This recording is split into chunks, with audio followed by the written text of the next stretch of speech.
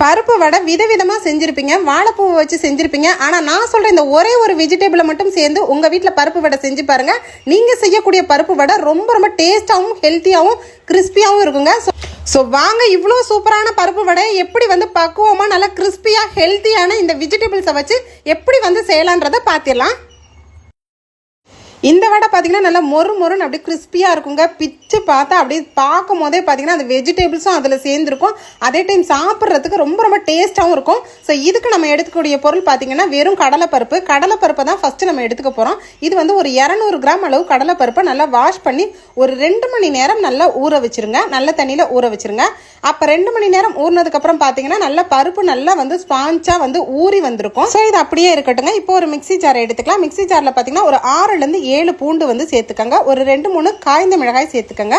1 spoon சோம்பு சேர்த்துக்கலாம். இதை நல்லா கொரன்னு நம்ம அரைச்சி எடுத்துகிட்டு வந்துடலாம்.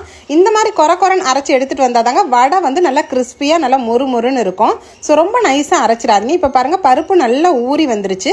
இந்த மாதிரி ஊறி வந்தோடனே இதில் ஒரு 4 ஸ்பூன் பருப்பை மட்டும் நம்ம தனியாக எடுத்து வச்சுக்கலாம்.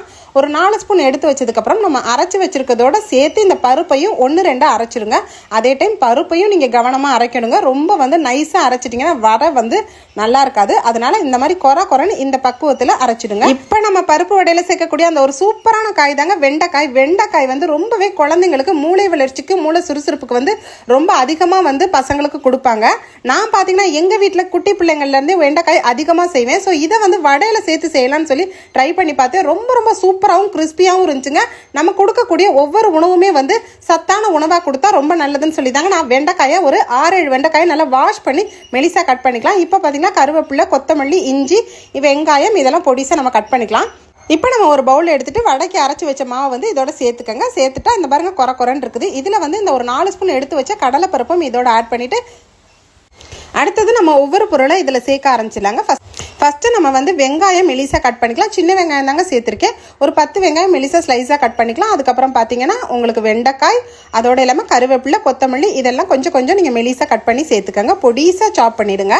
இப்போ இதில் நம்ம காரத்துக்காக ஏற்கனவே ஆல்ரெடி நம்ம காய்ந்த மிளகாய் அரைச்சிருக்கோம். கொரன்னு இருந்தாலும் நம்ம சேர்த்துக்கோம். 1 ஸ்பூன் உப்பு சேர்த்துட்டு 1 ஸ்பூன் தனி மிளகாய் தூள், 1/2 ஸ்பூன் கரம் மசாலா சேர்த்துக்கலாம். 1/2 ஸ்பூன் மஞ்சள் தூள் போட்டு நல்லா பிசைய ஆரம்பிச்சிருங்க. நல்லா இந்த மாதிரி பிசைஞ்சிட்டு அதுக்கப்புறம் பார்த்தீங்கன்னா குட்டி குட்டி உருண்டைகளாக உருட்டி ஒரு வாழை இலையில அழகாக வச்சு ரவுண்டாக மெலிசாக சன்னமாக தட்டுங்க.